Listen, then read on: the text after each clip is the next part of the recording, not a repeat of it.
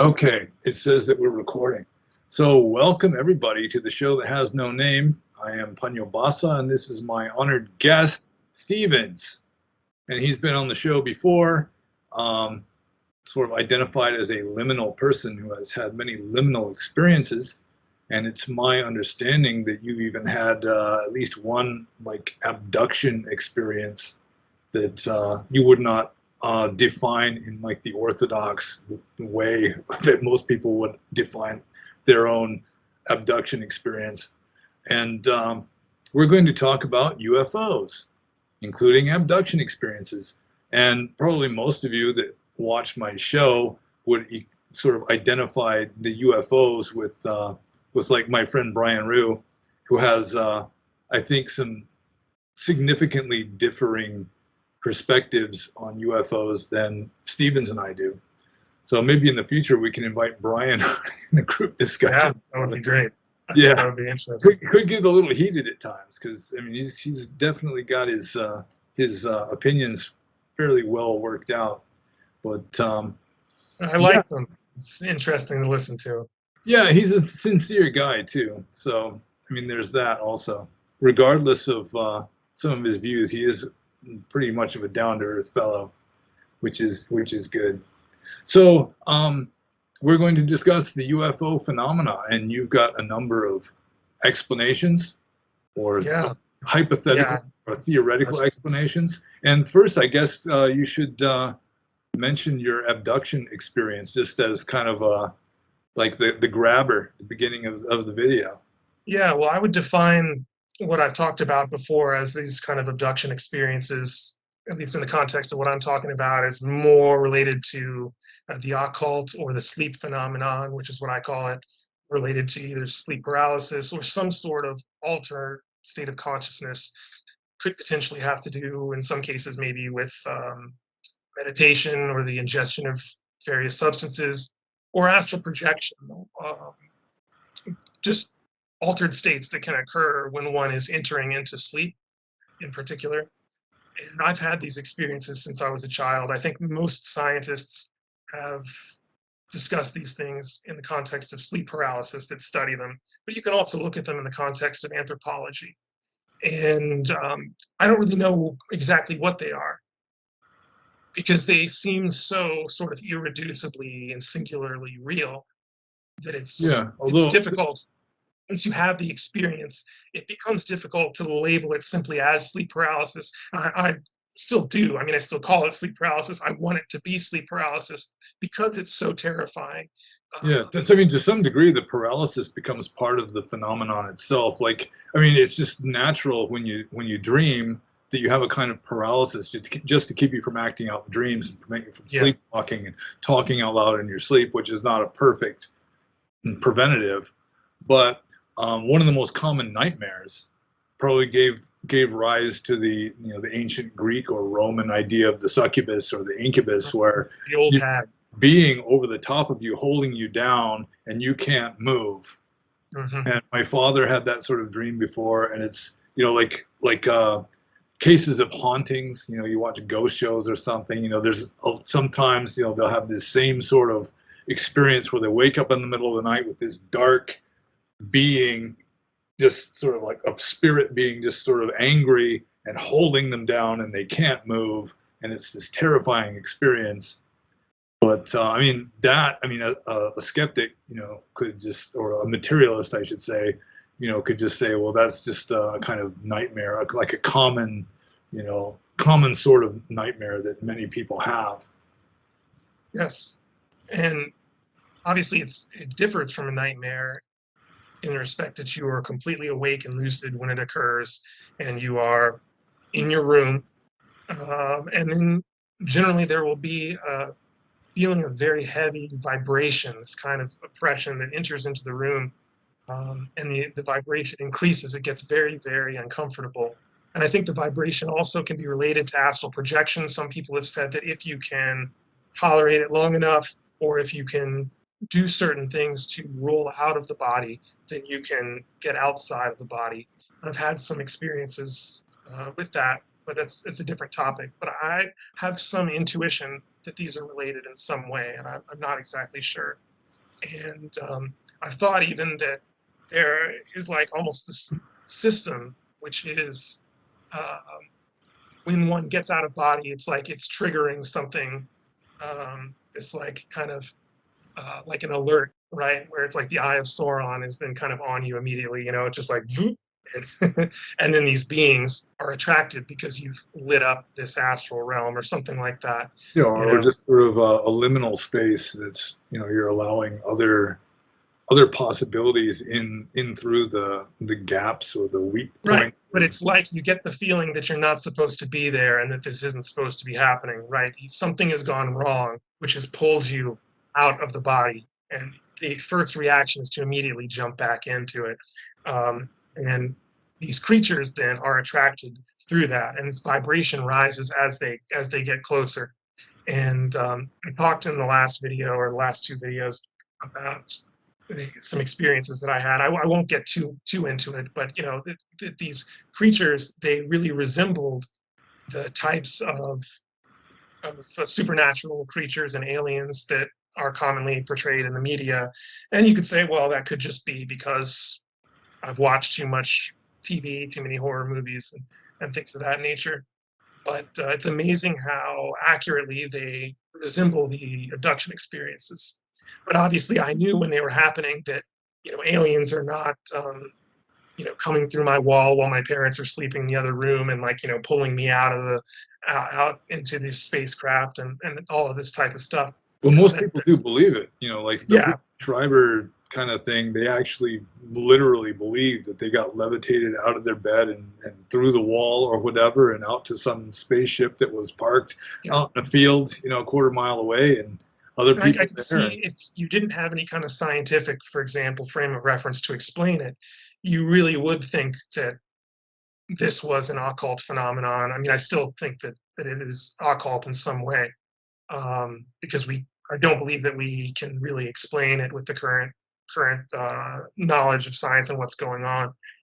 But I know when Jeffrey Kripal was studying Whitley Strieber, he said that Strieber would fall into these trances and he would wake up saying that the aliens had visited him, even though he hadn't moved. Nothing had happened, right? So he's entering into this kind of shamanic state, and in fact, in that state, Kripal and others have said that strange things would seem to occur, would seem to manifest or happen around him. So I don't know, but anyway, that's kind of it's getting into this second, or what I call this second theory, the sleep phenomenon, which is related to sleep paralysis. And a lot of these folkloric aspects, I think, may have come about from people having this experience.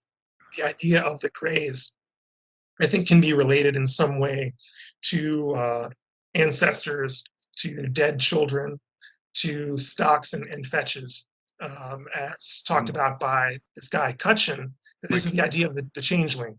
so, like, how about like elves and fairies? You think that what are called grays now may have been called elves 1,000 years ago?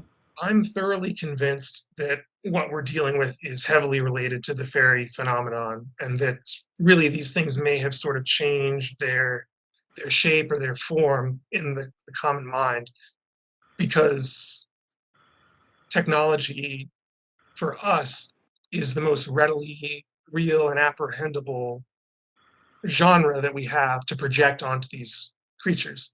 And so we do that. We project this kind of like a more of a sci-fi fashion onto them. But really, in many ways, they still do resemble the original descriptions of the Fae or of the changelings.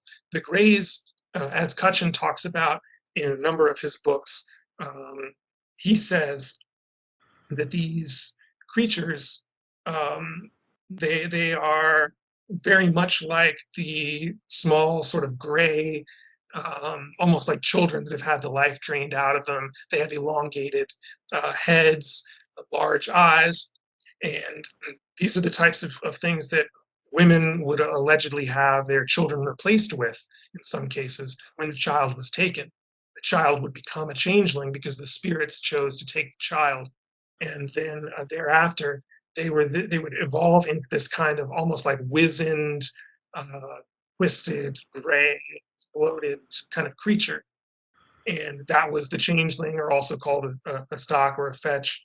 And Cutchin also relates them to abortion, to the ghosts of these dead children who could have been aborted or killed in some fashion before their time, and also to the kappa from Japan.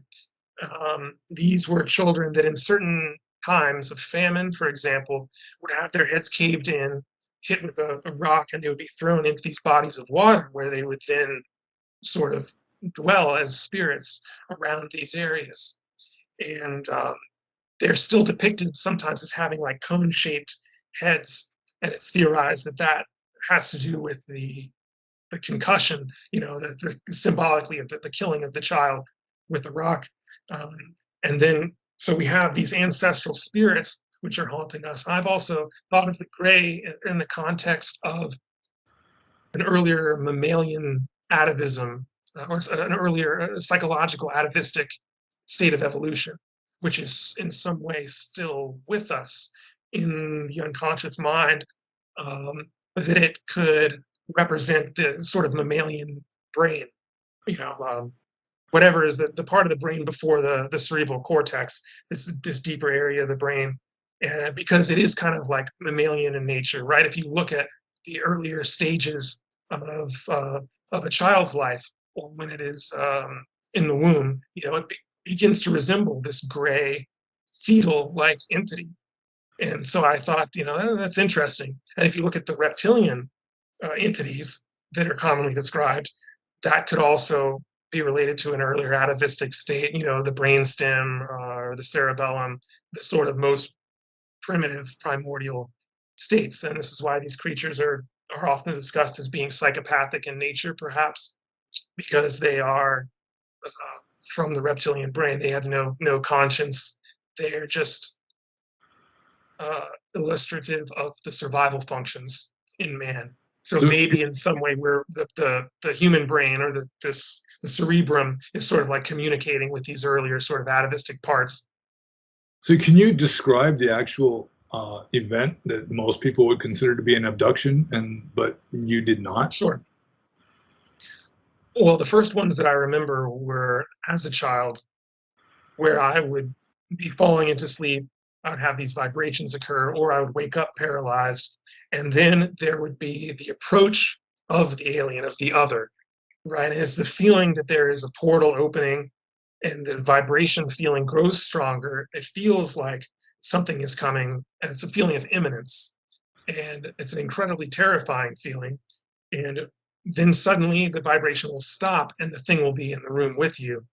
And, or that vibration might also be related to you being kind of locked into this, maybe like a tractor beam or whatever it is that's floating you, hovering you above the bed, and then pulling you into a craft through the wall, for example, outside into some sort of ship. And then you will, once you go into that light, then you will wake up in the morning. Maybe, I remember one time I woke up sitting up, and in this like kneeling position. It was very strange.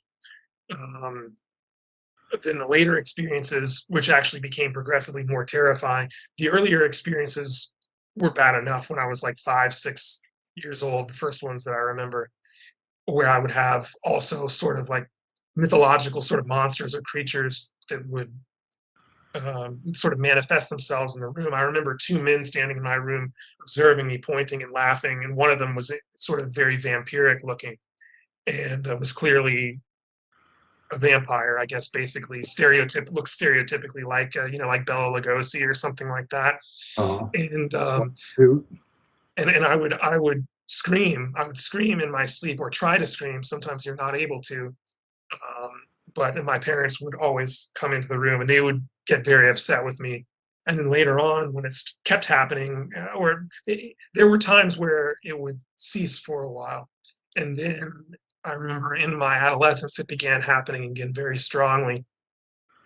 And I had eventually that one encounter that I discussed, where I was sleeping on my couch in the living room. I had an extremely strong sensation of vibration that felt like there were these large ball bearings that had been thrown across the floor and that were rolling down the hall. And the vibration began to get worse and worse. And mind you, I believed that I was totally awake at this time, although I couldn't move. And it felt as though the entire house was beginning to shake, and the front door was sort of ripped off, or not the front door, the storm door was sort of ripped off the hinges, right? And at that point, everything just stopped. And I was just awake. I realized I was awake again in this living room.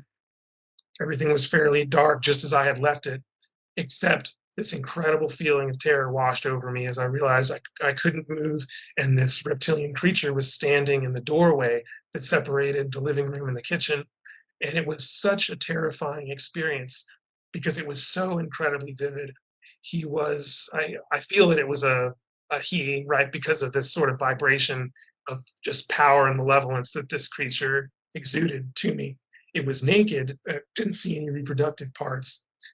It was green and leathery, and it had a very sort of technological looking, almost like breastplate on that had these many devices and circuitry on it, and it was wearing these bracers that also had similar types of circuitry and devices. And I felt like there was this ship or something that was over top of the house, and it had just sort of like beamed in to this thing, and it was there for some sort of mission. And it looked like it really didn't want to be there. This is the impression that I got. It was just like very disgusted with me, and that it didn't want to be doing what it was doing, and it was just gonna just kill me really quickly or do whatever it was gonna do to me, and then just leave, because it had absolutely no compassion and no sense of pity or anything like that. It was just essentially a reptile, right? A reptilian kind of creature. And when I then again woke up again from it, my heart was racing so fast that I thought I was going to die. I've been in war, and the fear that I had then was like 1/10 of the fear that I had with this. It was such a primordial sense of fear and terror that I literally thought my heart was going to explode. And it took like 10 or 15 minutes for the adrenaline to go down. And I was just like, this is just, changes my life forever. This is so incredibly real and terrifying. That really made me rethink a lot of different, aspects about what was going on with the sleep paralysis thing. And then later on, I talked to a psychic just out of desperation, who said that he was in contact with the ascended masters and the Great White Brotherhood and all this type of thing, as many psychics tend to do, just out of curiosity. And I told him what was going on, and he said he would intercede on my behalf with the masters. And at that point, for some reason, even though I was having these experiences, sometimes more and more, even multiple times a night, they just stopped. They just stopped like that. And I didn't have them again for years. He told me that with some of the occult things that I had been doing at the time, the experiments and stuff that I was performing, that I had attracted an entity from the astral world in these astral projections that had latched on to me and had followed me back, because he said, I think this is important for some of the stuff we might talk about later. He said the boundaries or barriers between the occult world, the astral world, and the physical world were thinning out, were becoming thinner in certain places, and that these creatures were now able to follow us back, or to come through and penetrate through and shadow us, right? He said that's what had happened. And so what I was experiencing was this connection that was going on when I would go to sleep. It began to happen again later when I was in Florida, and I actually saw some other different creatures. I was lying on my couch, falling asleep. It was twilight, and as I was falling into a sleep, this creature that looked exactly like a Sasquatch from the media, how they were portrayed, kind of appeared before me. It was not aggressive in any fashion, and I got the sense that I was just being shown it, and this wooden plank, almost some sort of like wood-like material, was projected next to it, and it had this alien writing on it that looked almost like cuneiform. And I got the impression that it was an alien documentation on what this creature was. And it was like, this is what its height is, this is what planet it's from, this is what it does, it does this, it does that. And it was almost like a holograph that I was being shown. That was very strange. And I had another incident that I'll always remember, which was quite terrifying, where I was lying in my bed one night and I began to have the vibration again. And through the door, this thing came in. It looked like it was like moving both ways at once. It was like this Egyptian kind of looking hieroglyphic type of creature, right? You know how they in ancient Egypt portray gods in these two-dimensional figures. It was like that. It felt like it was moving. It was like moving in multi-dimensions at once, like back and forward at the same time. And as it approached me more and more, the vibration got stronger and stronger. That was kind of a quick one. The strangest one that I had in my apartment when I was in Florida was I was lying in the walk-in closet because I would sleep in the walk-in closet sometimes. It was just like this little chamber. And so I would get in there and sleep, and I fell into this kind of trance-like state. And this, I felt this power beginning to develop in the room on the other side of the wall. And it took form and came through, and it was a mantid-like creature, not kind of like the mantids that Brian Rue talks about, but more like one of those sort of like face huggers from Alien, except it was about the size of the entire body, right? So it had this kind of almost like a horseshoe crab-like look to it, and it latched its claws basically around my body, and it began to connect this sort of proboscis to, I guess, my chakras or these various areas of the body while I was paralyzed, and it was going to begin to drain my energy. But I realized, oh, it doesn't realize that I'm awake. And so what I'm going to do is I'm going to pretend like I'm asleep, and then I'm going to revert the flow of energy to it, which is what I did. And I was able to then pull the energy from this thing into me, and it began to scream and shriek, and it was trying to disconnect, but it was already linked up. And by the time the energy was pulled out of it, it fell off, and it vaporized into this kind of black mist, and then went off through the wall. So that was another very strange, bizarre sort of experience. So I think those type of experiences are certainly related to the occult or to sleep paralysis, if nothing else. I've had experiences that were similar. I had one major sleep paralysis episode, I think, that I probably told you before. It was the Burmese interpreted it as me being attacked by ogres. With, I'm waking up. I was living on a big flat rock under a tree at the time, and I had no alarm clock or anything, like no watch or anything like that. So I'm propped up to see if it's dawn yet, because then I would know to walk into the village for alms. And I start hearing noises, and then I start hearing voices, and then I realized that I was completely paralyzed. I was like stuck with kind of looking towards the horizon. And that was like the most extreme case of it. A lot of the time you'll have dreams where you're trying to get away and you can't, and then finally you just have to jolt yourself awake because you're trying to move. Yeah. Or, even if you've read Dostoevsky, like the brothers Karamazov, when Ivan Karamazov is like having a conversation with the devil, at the end, he realizes he can't move, and he has to like jerk himself kind of awake, or sort of you wake up and become consciously able to move after finally just breaking through this paralysis. Also, when I was a child, I used to have events that remind me of what you're talking about, but they don't go nearly as far. I'm not nearly as liminal of a person as you, apparently, but there would be experiences as a child where I'd be alone in my room, and then things would just start feeling like intense. Sort of like somebody's staring at you and getting closer and closer, although I didn't see anything, but still there's this intensity that finally I just have to like jump up and start making noise or something just to make it go away. That sort of thing I experienced quite a lot when I was a kid, but not anything like that recently. Yeah, I think sometimes you can feel it start to happen before you go to bed. Maybe a scientist might say that there's actually some sort of physiological or chemical change taking place in the brain. I don't know, but there would be like at a certain time of night, maybe it's midnight or something like that, and I'm awake, I'm walking around the room, but I start to feel this strange sense of presence or this strange sense of opening, that something is opening, I have to close it down again. Otherwise, when I go to sleep, I'm immediately going to have this encounter, right? And so I'd have to stay awake for a while and try to get this thing, this feeling to kind of go away. Otherwise, when I would go to sleep, I would have this encounter with the other, the alien. It comes through.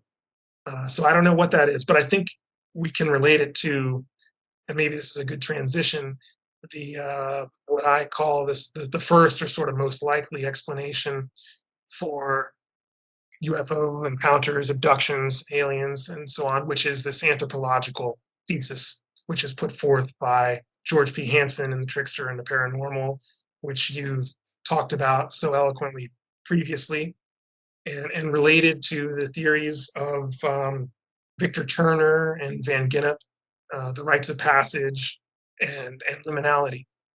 And and if you want to say anything about that first before I get into that, go ahead. Yeah. Well, with regard to my view of the world, is I do not consider that this is just reality, or this is the empirical reality that that is inevitable. That, I mean, there is like a continuum. It's just like a plenum is just like infinite possibilities pervading the universe, and we're just sort of locked into one version of that.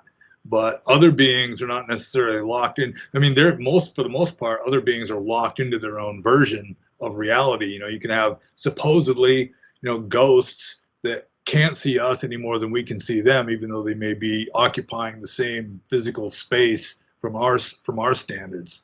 And then so the George P. Hansen's book, The Trickster and the Paranormal, really was like it was an important book. Important. One of the 10 or 20 most important books I've ever read, simply because it really gives a good explanation of how, it's like we have to create structure in order for everything to be, lawful and predictable. There has to be a certain law and order in order for any kind of existence to last longer than just a moment. There has to be this structure to stabilize everything.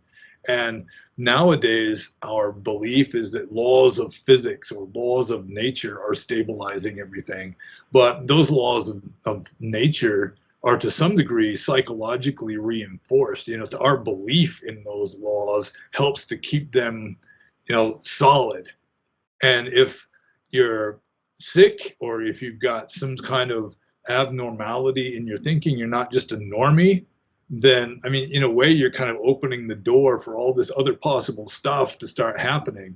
Or maybe you're just very spiritually advanced and you're just loosening your grip. You're not clinging so much to this version of reality. Then other versions can bleed through into the supposedly empirical objective universe. So that's important to me. I think is just bearing in mind that we are just like a tiny sliver of just a metaphysical continuum of the infinite possibilities. When I started to study philosophy at the University of Florida, I was definitely more of a materialist despite my interests in all of this type of thing. But once I really got into studying philosophy a little bit, I mean, just the basics at least, you start to realize that our modern cosmology and our general sort of metaphysics of the world that we have, what little we have today, really is not capable of explaining a lot of even our own sort of scientific observations about the world, like quantum physics or these types of things. Or consciousness, for that matter. Or consciousness, for that matter. And when you look at problems like the mind-body problem, right, which is the problem of how is it that consciousness or the mind, or whatever you want to call it, interacts with and is able to move in our body and is able to have this reflexive quality of phenomenal experience.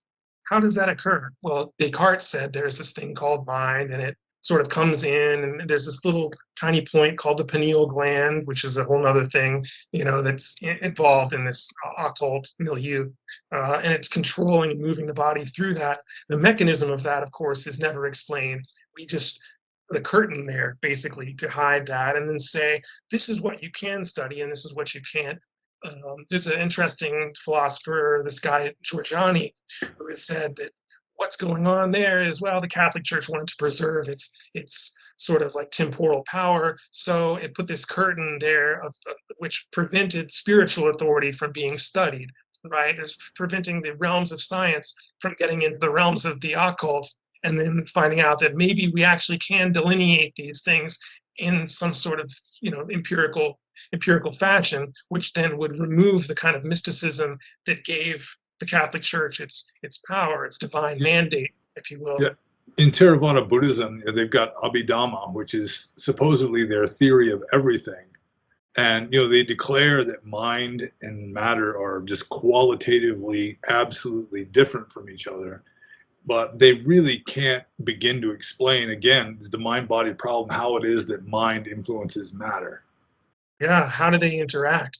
And so there have been some great theories. One that I really like is the one propounded in the Ethics by Spinoza, where he says, well, two things can't be interacting unless they have some sort of property which unites them across those two things, and yet different substances don't share properties. Otherwise, they would be ultimately the same substance at base. And so what's happening here is actually you're looking at one substance, and the mind is actually the idea of the body, and the body is the extension of mind, and they're functioning on a continuum, and they may be running in parallel or they run into each other. But ultimately, yeah, you're dealing with this sort of physical continuum of mind, of a greater mind, what he calls God or nature, that takes on different modes as it changes and expresses itself, its different potentials in different ways. Yeah, But if I remember Spinoza correctly, he just believed that mind and matter are just two aspects of the same substance. And yeah, so he had this idea that, if you cut your finger off, you're going to have that one finger's worth less of consciousness or mind or whatever. It was like he didn't really have the concept of a nervous system as, really generating mind. He just thought that your body and your mind were just the same, just yeah, seen from two different perspectives. And I mean, it was really an intelligent deduction. I think it was an incorrect deduction, at least for the most part, what we consider to be our mental states. I mean, obviously, in this version of reality, it has more to do with our brain than with our finger. yeah. And it was very, very brilliant and very ahead of his time, and it made him the most hated philosopher in history. But I think it's interesting. It kind of gets into this idea of fields of consciousness. Einstein said, the only God that he would believe in would be the God of Spinoza, right? Because it has this kind of wider and idealist, I guess you would say, a metaphysic, right? Not idealistic in the sense of ethical, but idealistic in the sense of metaphysical, that in some way consciousness is the ground base of reality. And many quantum physicists have gone on record saying that, including people like Schrodinger. And they have said that it's mind or consciousness really that creates the reality. And this solves so many of the problems, like the mind-body problem, or also we have this issue that's called the identity problem in metaphysics, which is like, are mind states, brain states, are mind states identical to brain states? And so, for example, if I have this thought, if I'm thinking about chocolate ice cream or whatever, is there this like little electrical pattern shooting through my brain that is in some way that actual thought of chocolate ice cream, or is the thought somehow different and distinct from this electrical pattern, and if so, how? And a guy named Kripke points out, well, no, you can't just take this little thing out of the brain and say this is the thought of chocolate ice cream, or the experience of chocolate ice cream, because some other person will have a completely different electrical pattern going through their brain to make the same thought. So what is that thought? Right? Doesn't seem like it makes a whole lot of sense. And he extrapolates this onto different levels of reality, where he talks about, for example, like water in a bathtub. Like, what is that water? If we look at it on a molecular level, it's these tiny little molecules that are like floating around. That seems to be the sort of like base root identity of it. But if we look at it from our sort of macroscopic perspective with our senses, we would say, oh, well, it's something that's cold and it's something that's wet, and you know, it coheres, it sticks, it floats around. But on the basic level, it doesn't have those things, right? It's just this little molecule. These other products are like epiphenomenon. And so we confuse the epiphenomenon of things for the actual essence of it, which is on this basic level.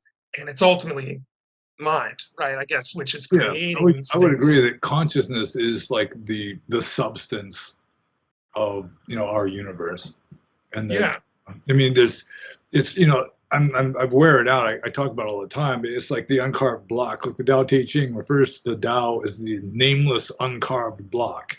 And any block is going to have an infinite number of forms contained within it in virtual or potential form. I mean, every single possible statue is already there. Every atom, every molecule is already in the right place. All you got to do is just dismiss the extraneous rock. And yeah, that rock is essentially formless consciousness, and it's got an infinite number. Every possible form is contained within it, and they're all going to be conscious to some degree because it's consciousness.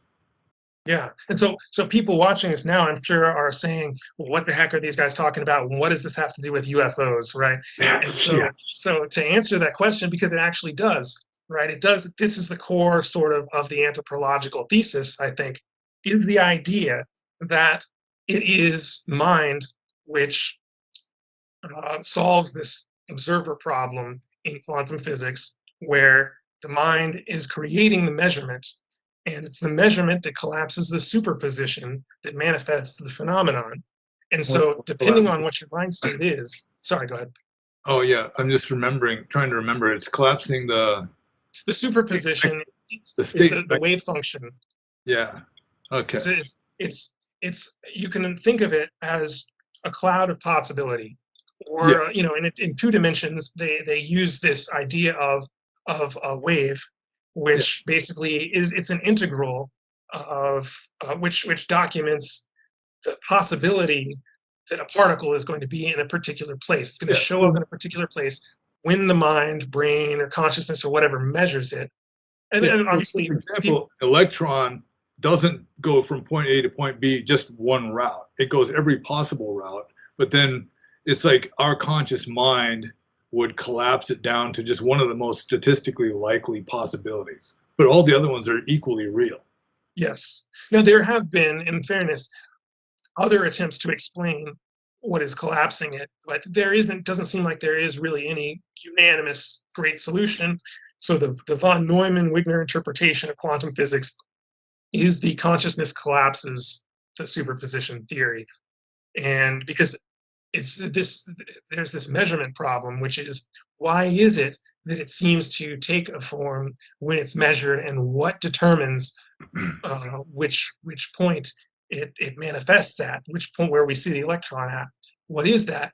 And so von Neumann thought, well, it's consciousness. Consciousness is performing this measurement in the brain. The brain is taking in these signals, and then consciousness is measuring, and it's that measurement which then causes the electron to appear in one of these certain areas. So that would mean the consciousness itself and the state of consciousness affects the manifestation of reality. Now, if the scientist, and this gets into George P. Hansen's idea, if the scientist himself is in a state of liminality or areferentiality, then he is going to be more likely to manifest anomalies in the superposition collapse. And so, what is this state of liminality or areferentiality?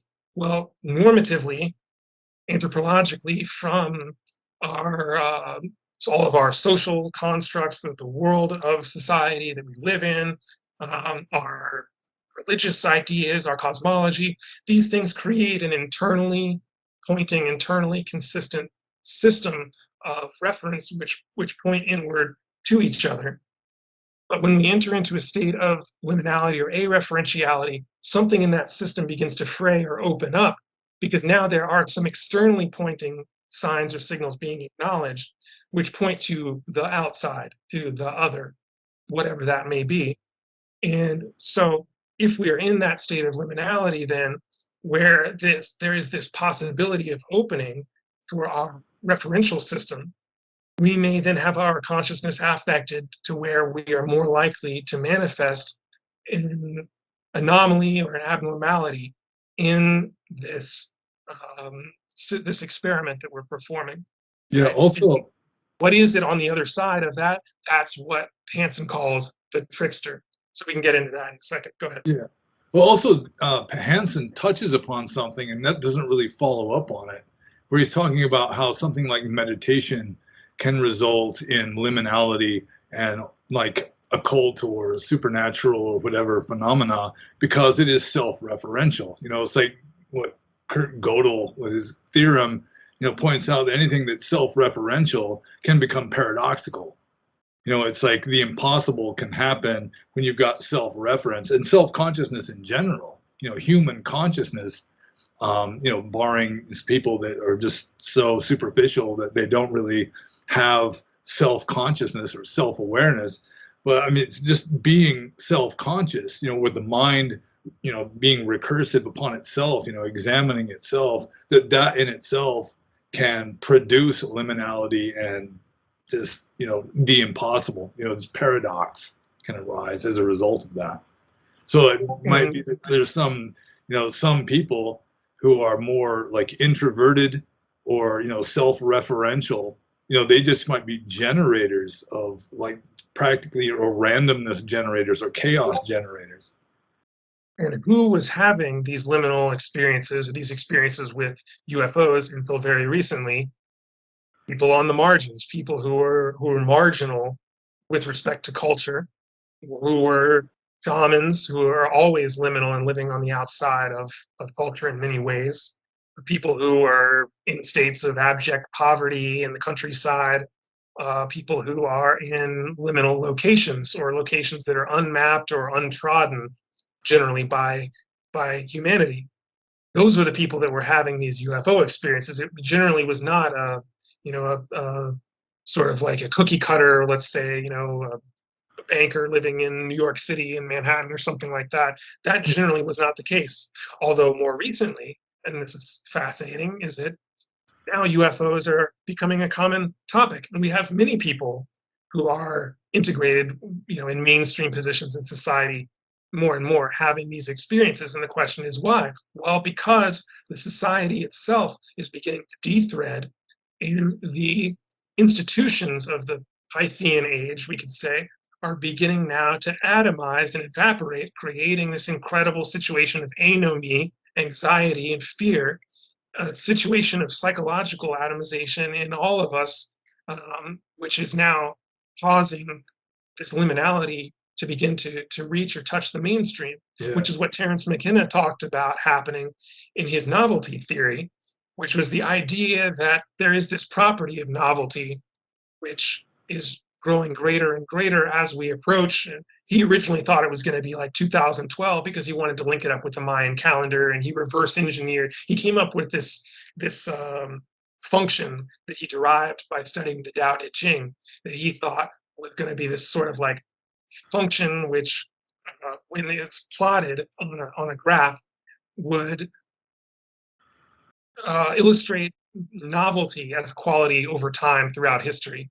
And so if this is like the y-axis here, this is, or the x-axis, this is time, and then you have this y-axis of novelty. And he says, as we go down this timeline, I'll do it the other way so you can see it from your perspective. As we're going down this timeline, right, there is this gradual sort of movement upward of novelty, and as it gets greater and greater, as the density of information begins to propagate more and more, and we enter into the postmodern world, this world of diffuseness and plurality and all of this type of thing, which is liminal, which undermines the traditional institutions, the novelty begins to go asymptotic, which means it hits an asymptote. It goes to the limit of infinity as it approaches this limit here on the asymptote, and just shoots up at a certain point. And he said that moment where it goes up infinitely to infinity in a very, very short time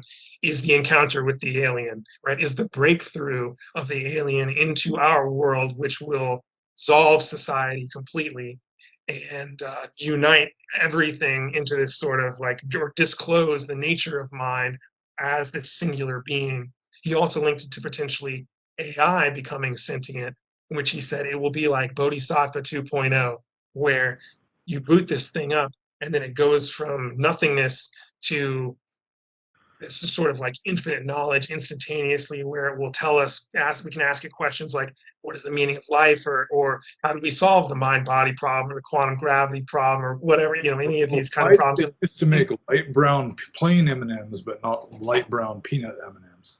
It could actually tell you the answer, for all of these things, right? Now, I don't believe that. I think AI is not going to do that. But I mean, many people do, and it's an interesting idea. But it's related to the alien and the breakthrough of the alien as the other. And he said the self.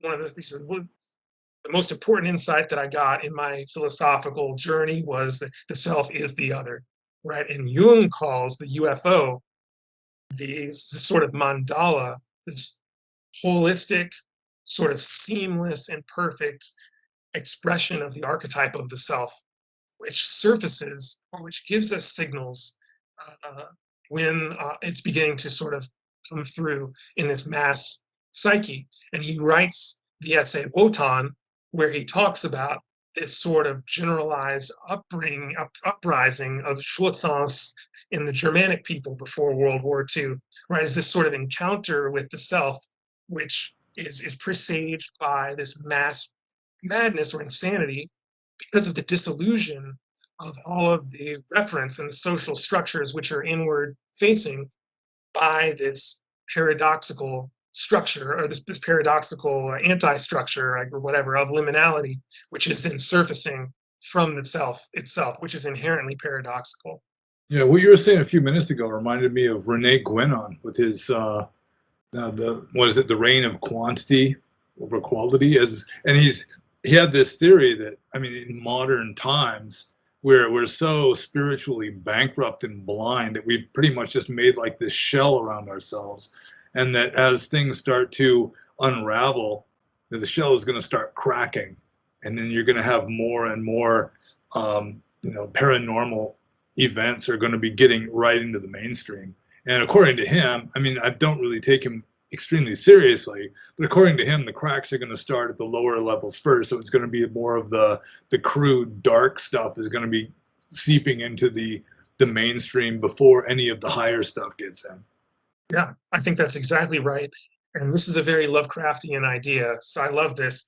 This is this idea that's talked about, for example, in The Call of Cthulhu, where Lovecraft says that these people that are on the margins will begin to sense it first. Thomas Sheridan, who's a pagan YouTuber on here, is very interesting, called it psychic Renfielding, the phenomenon of psychic Renfielding, in reference to the character Renfield from the novel Dracula, who, because of his lunacy and his marginality, he's committed to an insane asylum. It's Dracula who is able it's Renfield who Dracula is able to first influence before anyone else, long before he actually comes to Carfax Abbey in Britain.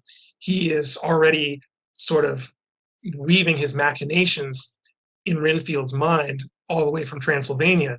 And the closer he gets, the more and more the psychic tendrils are spreading out from Renfield and into the other patients of the asylum, beginning to sort of slowly infect them, right? And Jung calls a similar phenomenon psychic infection, which is the idea that people who are unformed or less psychically individuated, they don't have a strong sense of self, they're just NPCs, we would say today.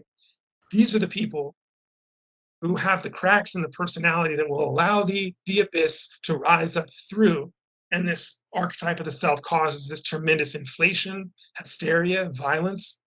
They become like these Dionysian Maenads, these people who are sort of berserk or mad from the influence. The fellows of the Nightwalker and Stephen King's The Stand. I don't know if you're familiar with that. A long time ago, I read some of that stuff, but it's been a while. Yeah, it was like the broken people that he was like recruiting essentially just through psychic means at first. But I mean, before we get too far with the UFO phenomena that we're sort of kind of laying the groundwork for it more than really just like addressing directly is in like congressional hearings about UFO phenomena, so that probably the conspiracy theorists don't know what to believe, whether they should continue believing in the UFOs or start believing the other way, because now it's Yes. being, it's being, touted in the mainstream. And I should also mention that I personally have never seen a UFO. I've never really had what I would consider to be like a close encounter of any kind. Although my sweetheart, my fiance, when she was 17, she was watching television at home and then heard this. There was like this loud humming noise. She looked up. They had big skylights in the house. She looked up and she could see something big moving slowly over the house. And so she got alarmed. She went and woke up her mama. They're both the mother just woke up out of a sound sleep, and she wasn't really interested in trying to see a giant UFO or anything. But my sweetheart went to a different window. I mean, she's afraid to go outside, and it Mhm. was something big. Probably at least the size of the house itself, just moving slowly over the house with this loud humming noise, and it moved off maybe a block or two, and then all of a sudden it just zipped, just instantaneously, just took off like a shot, like an arrow or something. And so I'm persuaded she's not lying, that she didn't just hallucinate this any more than that you were just hallucinating some of the things you were experiencing. I mean, she's definitely telling the truth that she experienced this. And I mean, she's a liminal person. She's artistic and so forth, and maybe probably at least as autistic as I am. I mean, we're not normies, so to speak. And so, I mean, that's something that really has to be considered also for me anyway. That it's not just nutty people, in trying to get attention by saying, "Oh yeah, the aliens came and talked to me and warned me about nuclear energy or something." There's really something sincerely, objectively going on. And now you've got the government it's like I didn't watch much of the congressional hearings, but I did watch the clip where the guy is saying that they do have wreckage and they do have biological remains. And then one of the Congress people asked, I mean, is it human or non-human remains? And he said it's non-human remains. Yeah. So, I mean, do you think the government is just fucking with us? Or do you think that they really do, in some laboratory, Area 51 or whatever, have like biological, like objectively, empirically real dead aliens? Well, I can just, I guess, answer that straight off the bat. I do think that no, we don't have physical alien material and that the government is fucking with us. Now, as for the crafts themselves, that could be a different story. And now, so we're getting into what I've delineated. This is just the third thesis, which is the nuts and bolts theory.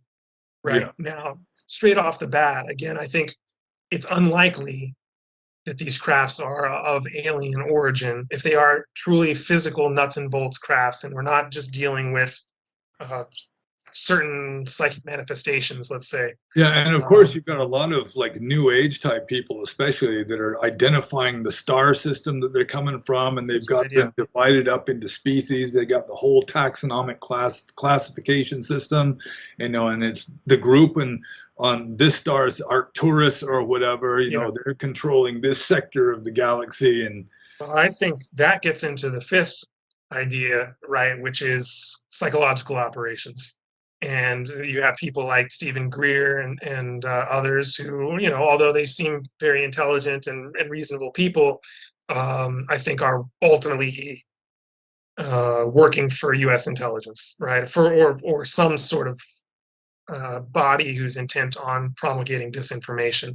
And the reason for that is because I think the third thesis, the nuts and bolts thesis, as it relates to actual physical aliens from other star systems is very, very unlikely. It's very, very untenable theory because of the fact that in order to get here, these aliens would have to put in those UFOs a warp drive that would basically create a point of mass so large that it would basically be essentially infinite and thus warp space and time to whatever exact point they want, twist it so that then they can then sort of cross over the gap there and appear here on Earth with their 0 point energy, which they have also discovered, which allows them to tap into this etheric field which permeates everything, kind of like what Tesla, I think, was trying to do, or what his work was getting at, so that they can essentially just move around in these, I don't know, magnetic fields or however they're moving without a propulsion system. And then crash once they get into our atmosphere, like an old broken Ford pickup truck, or maybe the people inside were drunk and they get into a fight. They're rolling around, they're flailing, and their arm, their tiny little alien arm hits the control panel, hits the little red button that says crash on the thing, and then they crash. And then, if we are to believe the story that we're told by the government, they're still alive, these creatures.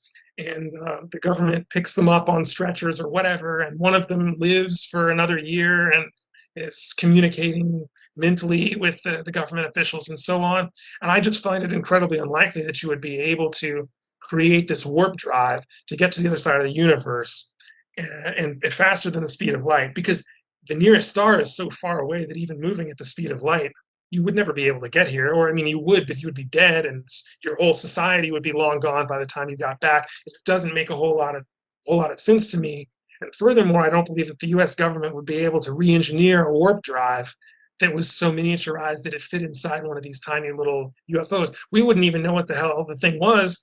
And even if we could figure it out, we probably wouldn't have half of the materials on this planet that we would need to make it. Yeah, right? We don't even have dilithium crystals, so we're pretty much screwed in that regard. But yeah, it does remind me of like the old science fiction movie Signs, where you got aliens coming to Earth to invade, and it turns out that water is toxic to them, and they're not even bothering to wear protective suits. You think they've done the homework to know that 70% of the surface is deadly poison to them, and that sometimes it falls out of the sky in the other parts of the world. They just movie aliens, really. I'm kind of a science fiction snob in that regard, but you're talking about almost like a godlike, to us would be almost like a godlike power. I'm skeptical that they would just simply fall out of the sky and crash. And furthermore, if there are inhabitants inside of these things, right, I mean, presumably, and I've heard Stephen Greer says, well, there's some kind of force field around this thing which prevents the people inside from feeling the G-forces. But I mean, you're talking about stopping. You're going hundreds of miles an hour. You stop, turn around, and go like 3,000 miles an hour in the other direction. And you're just going to be like liquid inside of this craft, Yeah, unless you have like an inertialess drive or something, like in science fiction novels that I used to read a lot of. But yeah. my theory, like that our good friend Brian Rue, he does advocate the nuts and bolts science spaceships. You got the flesh and blood aliens flying through light years of space in nuts and bolts spacecraft and so forth. Because a lot of the sources of information he's referring to are, they're talking about the Arcturus Council and the Pleiadians and all this kind of stuff. But I do think that it's at least plausible that we could say that maybe, like I've already pretty much endorsed the many worlds hypothesis. We are part of a continuum. There's an infinite number of possibilities, all pretty much superimposed on each other. And so you don't have to go a million light years to find a super civilized race. I mean, you just go sideways through probability, a foot, and there might be like this variation on the human race that took a turn somewhere, several 100,000 years ago or millions of years ago, that maybe you could say that you've got anthropologists of this, this near human, near Earth kind of world that, they just want to study us, as biologists, just to maybe learn a little bit about themselves or some such. I could consider that to be at least plausible. I mean, flying, light years through space just to study us doesn't seem very, very likely to me. Although, Yeah, if we have some alternative human race on some alternative Earth that have been able to learn how to move sideways through probability, they yeah, found the technology somehow, then yeah, possibly. I think that's at least plausible. At least it makes some kind of sense to me, even though my default explanation of UFOs is that it is kind of a liminal paranormal phenomenon, sort of like Bigfoot or elves for that matter. right. And I think the thesis that you're putting forth there, definitely a better one. And I think that's at least plausible. And to take that a little bit further, you could even posit the breakaway civilization, right? And this is another interesting theory. It's been propounded by a lot of people.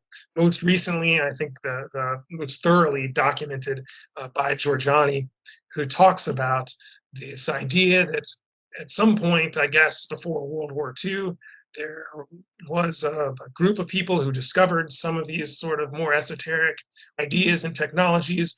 When we began branching off it with, like, between Tesla and Edison, things sort of went in the other direction, and they were able to maybe develop some of these 0 point technologies. And ultimately, this is kind of like the idea that there are these, Nazi descendants living at the North Pole, right? Yeah, or the This type dark of side of theory, and or the dark side of the moon, maybe both. And it gets into Operation High Jump and all of this stuff. Why did America go to Antarctica shortly after World War II and apparently lose some ships up there? Is there another society living here on Earth which has an advanced technology, which is outside of the U.S. government, which rather is that's sort of related in some way to this centralized global power, but it is waiting for the moment to disclose itself because the technologies are so powerful and advanced.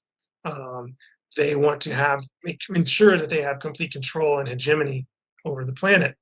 And that also gets into the fifth hypothesis about psychological control and psyops, to use the disclosure and stage manage the disclosure of these technologies with aliens, with the folklore idea of aliens, to provide a sort of divine mandate for the centralization of all national powers into one world power, a yeah, centralized government, the Brave um, New World the Order. brave new world managed by this new Brahmanical class of activist academics and activist journalists, sort of at the margins, while the core is managed by the roundtable groups and so on, who control this technology or who have relations, at least, mediators with this breakaway civilization.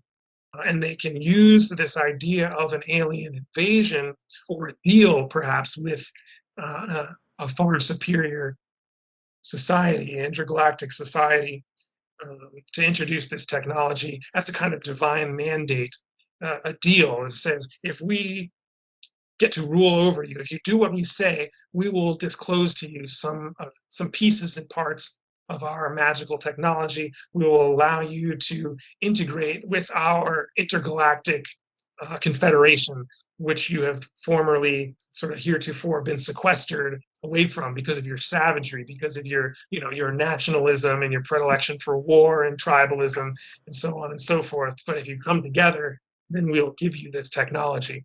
And Jacques Vallée, he talks about this interesting idea of how all of these UFO cults, at least many of the major ones, they are all advocates for the erasure of national borders and the introduction of a global currency. Right? So that's an interesting thing for an alien cult to be concerned with. Why are they all concerned with creating a global currency? And his theory is because, well, a lot of these cults are being stage managed, that the cult leaders themselves are sort of like useful idiots who are being molded by handlers. Glowy. And exactly. And their job is to propagate some of these ideas and ideologies disguised as or masqueraded in the guise of New Age religion, and that these new ideas will help to integrate people into this global society, this coming impending global transhumanist society, by having these ideas sort of permeate the mainstream and sort of get into people's unconscious minds. The forefront of that is these UFO cults, which are being manipulated by US government intelligence, who uses certain psychotronic technologies that they have access to create potentially unusual experiences, or to terrify people, to give them suggestions, and so on. George P. Hansen actually mentions government disinformation in his book, and it's he was sort of explaining it. I didn't fully absorb his explanation, but they're actually creating liminality by doing this. Like most psychics are also going to be hucksters to some degree. You know, they're going to be like showmen who do fake stuff in addition to the genuine stuff, because like violating the norms through deception is itself like a tricksterish way of generating more liminality so that more genuine stuff can come through.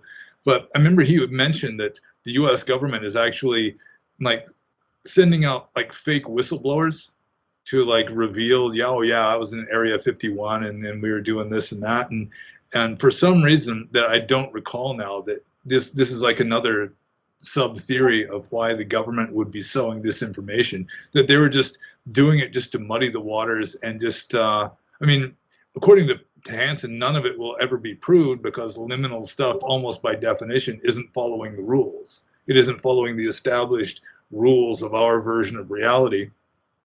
But for some reason he was saying, and I don't recall the exact reason, the government is deliberately like sowing misinformation about aliens and UFOs and so forth for the sake of, I don't know, just creating more chaos for their own purposes. And I'm not sure what the chaos would be unless it's what you were just talking about. So yeah, I strongly agree with his theory on that. I think he's absolutely right. I'm quite sure that the United States government is involved in sowing disinformation about UFOs. I mean, let's look at this whistleblower that we have now, Grush, who is being allowed to come forward in Congress, and despite his top secret clearance and the incredibly compartmentalized and secretive nature of this information, just sort of openly disclose to everybody that they have alien biological material, and these crafts, which are the size of football fields and stuff like that, are routinely, I guess, entering our atmosphere and crashing to the ground. And yet for 70 years, this has been an issue which, if you even so much as mentioned it, you were considered insane. You were sort of just blackballed, laughed at, and you would never get a congressional hearing in Congress. Makes no sense. Why would we have this happening now, at the moment that our institutions are beginning to dissolve and our economy, and not just our economy, but the world economy, is de-threading from this hyperinflation crisis, which is ensured to ultimately collapse or at least change in very intimate ways the way that we live, the way that we think, the way that we do business.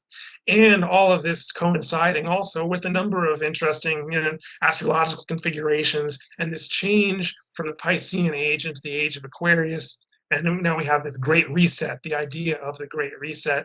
And so now we have this man coming forward to say this with offering absolutely zero shreds of evidence.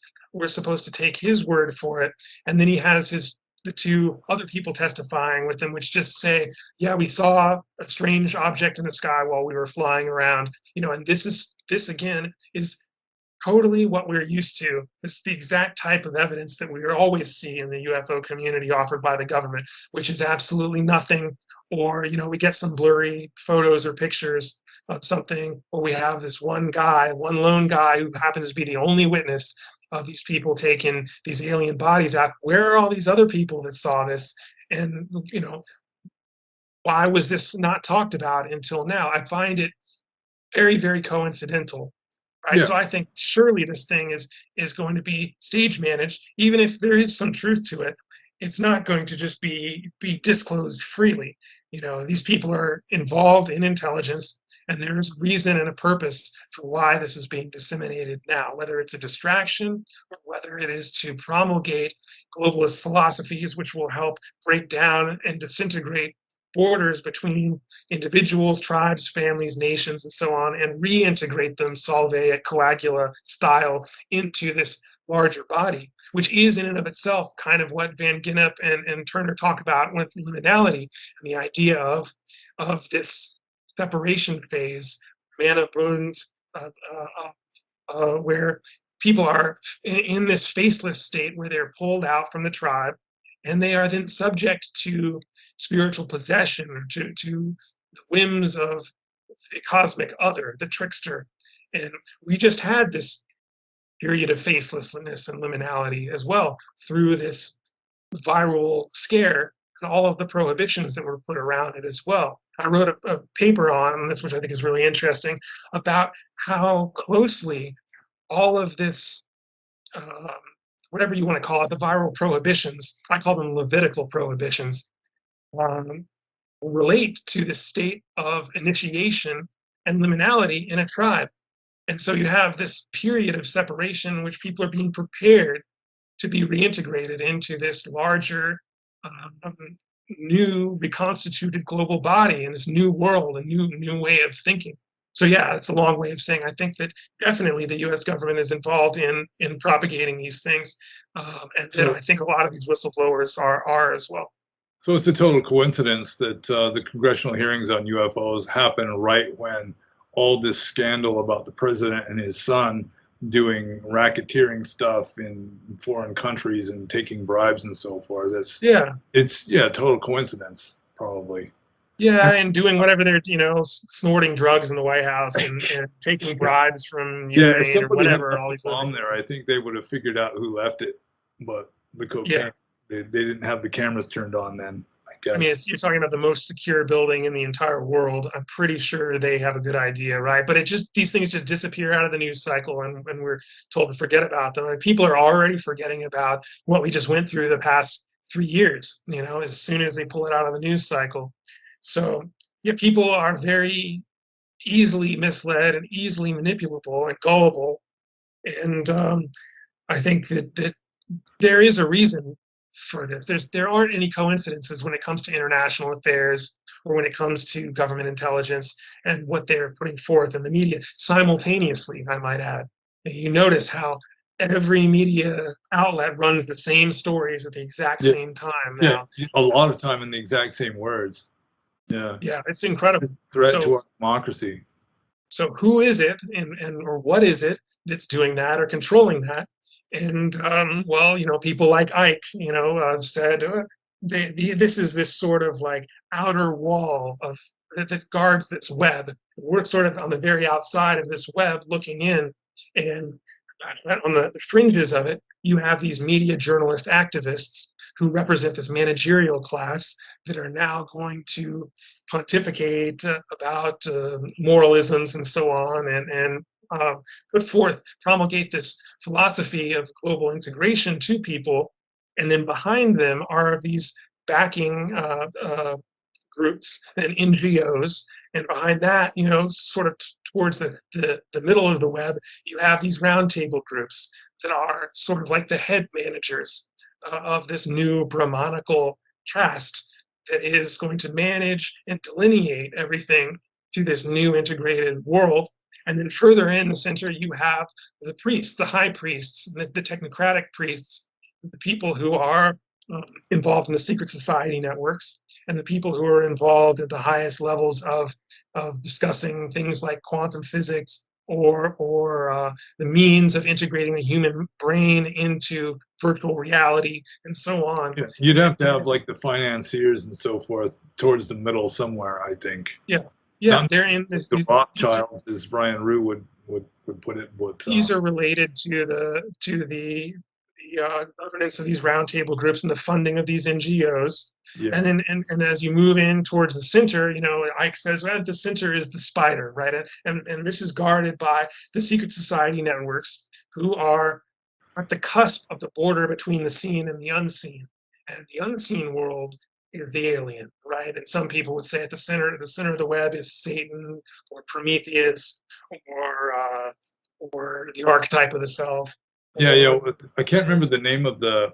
I had a jazz musician telling me that in order to make it anywhere in the music scene, you have to pretty much belong to this cult, which is it was Baphomet, I guess. That for them, Baphomet was the dark power in the center of it all. yeah, yeah. So in order to be a part of the club, you have to be integrated into this network, and at the center are your managers, the people who are managing the way that you disclose, bring about the externalization of the hierarchy, as I think Alice Bailey calls it, right? So you are initiating the normies into this thing unbeknownst to them. You give them this noble lie, right, as Plato would call it. You sell them this kind of mythology about what's going on, but what's really going on is we are interacting with these intermediaries who are connecting us to a non-physical source, right? And that can get into UFOs as well. The idea of these UFOs as being plasmatic objects, which is what I think a lot of these things are. These are objects that are not physical. They're made of the fourth state of matter, I believe, right? Plasma, which doesn't have the sort of standard properties that physical matter as we know it generally has, and maybe is linked to this larger field, decentralized field, and it can translocate, right, past the speed of light, or it's not bound by the dimension of time, I guess maybe is the best way of putting it. And it can do all of these incredible things. But that doesn't mean that it's necessarily alien. It could be something that's been here for a long time. And this gets into the other theory here, the fourth one, which is this sort of shamanic theory about ley lines and death roads, and the idea that these crafts, if they are intelligent or not, I don't know. I suspect maybe they are. They have some sort of preternatural intelligence to them because of the way they behave. That these things have been here for thousands of years, or that they are a part of the planet in some way. And this was mentioned. I have here actually a little a clip by a guy who is a former Air Force major. And he says, it's a note from the Air Force press desk from the 50s. It says the Air Force and its investigating agency, Project Blue Book, are aware of Major Keyhoe's conclusion that the quote-unquote flying saucers are from another planet. The Air Force has never denied that this possibility exists. Some personnel believe there may be some strange natural phenomenon completely unknown to us, but that if apparently controlled maneuvers reported by many competent observers are correct, then the only remaining explanation is the interplanetary answer. So here he alludes to the idea that this could be a natural phenomenon as well, but not natural in the way that we think of it. It's connected to the occult. Yeah, I mean, a natural phenomenon. That reminds me of like Skinwalker Ranch. I don't know if you're familiar with Skinwalker Ranch. Yeah, precisely. It does seem that it's like a liminal place that's, it's got some kind of weak spots in the yes. general, sort of like a magnetic anomaly, except on like a larger, deeper scale, something like that. Right. And if the magnetic field is affecting human consciousness, which we know it does, right? They have things like the God helmet or whatever, where you can put this thing on and you can just bombard your head with these magnetic fields, I guess, electromagnetic fields, and you can create various phenomena, perceptions of religious experiences and so on through these fields, right? So if this area has an alteration in the field, then that would affect the consciousness, which in turn would affect the measurement problem. So when the consciousness is measuring the sensations taken in from the brain, it's more likely to manifest an anomalous experience than a normative experience. Okay, so we've been talking about UFOs and closely associated subjects for well over an hour here. So I guess it's time to come to a conclusion or two. And so what is your best guess for UFO phenomena? And there'd probably be different UFO phenomena that have different explanations. Like your abduction experience as a child would have a very different explanation to the famous Tic Tac video that the government released. Absolutely. I think we're dealing with at least 3 or 4 different phenomenon here.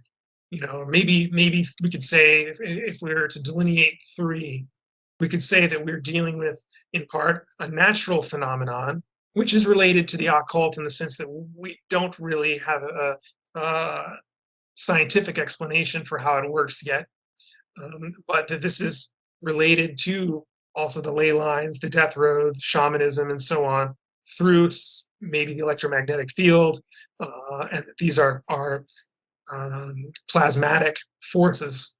I'm talking about the aerial phenomenon themselves. Then we also have another phenomenon, which is the sleep phenomenon, which also I think is related to shamanism and related to the occult, but I don't necessarily believe that it's related to the aerial phenomenon, except insofar as, well, you have interesting theories by people like Wilhelm Reich, for example, who say that these plasmatic objects are manifested as an externalization of the human libido, that in some way the physical libido or physical energy is causing them. This is why they interact with human beings. Yeah. So Like going why with Buddhism, I mean, everything would be a manifestation of karma, which is a mental state. So in a way, we're Sure. just, our world is just sort of a dream at a higher level. Yeah, exactly. So if you have this ideal, metaphysically ideal cosmology, that makes this much more likely, right? And that gets into the other thing that we talked about, the anthropological thesis, which I think also is certainly true. That yes, people in altered states of consciousness, and when that state is conscious altered due to a de-threading or breakdown in the referential system, which is caused by sociocultural anomy, you're much more likely to witness or be the experiencer of anomalous manifestations or phenomenon. So that's three things, right? The anthropological idea, the sleep phenomenon, and this physical aerial phenomenon, which are plasmatic objects related to the electromagnetic fields, to shamanism, death roads, ley lines, certain sacred sites like capitals, areas that military bases are based on as well. These phenomenon occurring in war is something we could discuss another time as well. I think that those three are certainly happening. And then, of course, the fifth, the psyops idea, I think is absolutely happening. I don't think anybody would debate that. The US has been engaged in all kinds of psychological operations for who knows how long, and I think most governments, in fact, are involved in such things. The only category I think that is not included here that we didn't get to was the fourth category, which is just the physical manifestations in certain people of abduction or alleged or ostensible abduction in the human body. But those, I think, like, for example, the manifestations on the body of Whitley Strieber of what he considered to be like a chip in his earlobe beaming information to him. I think these things are largely shamanic in nature because shamans have traditionally had such experiences occur where after their encounters with the other or the alien, the spirits, they are they have certain implants placed inside of them. They have certain evidence of their humanity. For example, the internal organs, the digestive system, the dirtier organs, the organs which link them to the earth through their human functions, the function of defecation and so on. These things are removed and replaced with crystals or pure light. And in the case of a lot of these abductees, we see there is an implant which marks them as being in some way touched by the other and which gives them access to new information. And it's in some way allows them to transcend their humanity. They become less human, less physical, and more the other. We said with Heaven's Gate, for example, and many of these cults, the UFO cults, there is an obsession with a yogic purity or purification in the body itself to remove feces and to replace it with pure light. And that gets into New Age and whatnot. Sorry, go ahead.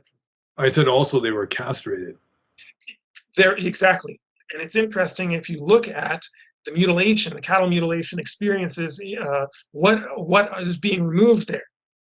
The anus, the digestive system, the reproductive system, the eyes, the methods of seeing, speaking, hearing, touching, the human methods of interacting with the world, the empirical methods of interacting with the world, and then the marks of existence, right? The marks of filth, of physicality, of defecation, of reproduction, and so on, which cause us to suffer. And but we can leave it there because we can get into that at some other time. This idea of the human aspects of suffering versus this transhuman desire to move into the technological and leave behind the sort of physical world, become disembodied as a solution to suffering in a secularized world, which doesn't offer normative sort of religion or spirituality as it has been previously known to us. Yeah, in a culture that really does not understand what causes suffering. Exactly. Yeah. Exactly. And So, that's about it. I think that's my take on it. I think we covered everything from my perspective, anyway, of my ideas and thoughts on what this could be. yeah. I mean, we left out some of you've got like the alternative archaeologists talking about previous races influenced by the long-headed Rh negative alien types and hybrids and so forth. But I think all of it more or less will fit under the various theories we were explaining. Yeah. And yeah, I mean, I would be inclined to believe that there are maybe a few actual non-human anthropologists, moving sideways through probability to check us out and, sort of make a few studies, although that would not necessarily be in conflict at all with like George P. Hansen's liminality idea, where, you've got this liminality or just sort of not following the rules correctly or properly is allowing a kind of rift, which is making that sort of thing more possible. So it could be happening like at both ends simultaneously. It could be explained in both ways or in either way equally validly. Yeah, absolutely. And then just a little dovetail on that. I think also probably I didn't give enough credence to some of the research that people like Giorgiani have done on the breakaway civilization. I'm willing to entertain what you're talking about, but I'm also willing to entertain the idea that there may be some technologies which have been developed by us or by some segment of the population, which is so powerful that it could be construed as alien, and which has given some group of the population a lot of power, and that maybe they did break away at some point. The reason I don't get more into it is because it's so elaborate and in depth, the research that's been done on that topic, and so much of it seems so far out and unlikely to me that I just haven't really researched it properly or given it much credence. But for anybody that wants to, I guess Closer Encounters by Jason Reza Giorgiani, I think, is the book on that, and it's interesting. It's quite elaborately researched, but again, I just find the thesis to be it's very far out. It has a lot of very far out stuff. Yeah. Plus, it would seem to presuppose that we are in reality right now, at least to some degree. Right, Which, right. that really is when I'm doing Buddhist Q&As and so forth, that I'm continually encountering Westerners who consider themselves to be Buddhists, and of course are Western Buddhists, who nevertheless just assume, based on Western cultural conditioning, that we are living in an objective Yes. universe that follows scientific rules. And so they're trying to come up with like scientific explanations for things that really science can't touch. Yeah, and that's exactly, I think, what's going on with this phenomenon. To really understand these types of things, you'd have to completely reconfigure the Western mind, and that's not going to happen, right? You're not going to erase 2,000 years of, I guess, Catholicism or whatever, and this sort of separation of mind and body, and the stuff that happened during the Enlightenment, the focus on empiricism and all that. It's not going to go away. It's not going to go away in me either. I mean, I'm very, very much a product of my Western environment. It's only through the study of philosophy and religion and anthropology and stuff like that that I'm able to even get some sort of inclination about these other types of things. So I think that's very interesting. Yeah, And I think we Westerners just have an inclination towards being extroverted and objective, and trying to come up with reasonable explanations for things more so than other ethnicities perhaps. But I mean, there are changes that happen. I mean, 2,000 years ago, we were predominantly pagan, which was kind of like New Age nowadays. It was very credulous in certain ways, animistic, all sorts of strange, incongruous explanations for things kind of jumbled together in a lot of respects. And then that got replaced by Christianity, which we all are fairly familiar with. Then that got replaced with the so-called Enlightenment and the scientific revolution and so forth. And I mean, there's definitely radically different perspectives involved, even though we're all human and all think more or less the same way. And it is inevitable that the scientific empirical approach is going to be replaced by something else. And postmodernism has, to some degree, opened the door for that. So who knows what's going to happen? It could be we'll have just a nice, tidy mainstream explanation for UFOs in the next paradigm. Yeah, and this is why I've become so much more focused on, instead of being a materialist and an atheist, much more of a idealist and a pagan, because I think that this is a much more tenable worldview for the type of world that we are now approaching. And probably, maybe it always was a more tenable worldview, ultimately, in a metaphysical sense, for the actual state of affairs of our universe. And people are dealing psychically with the fallout of that, and with the consequences that are coming. And the powers that be, such as they are, I guess, the financial powers and other powers, they themselves are not entirely unaware of these things as well. And they're going to do everything they can to take advantage of this situation, this crisis, and amplify it to the maximum extent. Yeah. Thank you for the beautiful conversation as well. Yeah, I think thank you to everyone watching and listening. Yeah, we should follow up on your suggestion of maybe doing our next one on just like AI, transhumanism, and the ethics that are associated with that.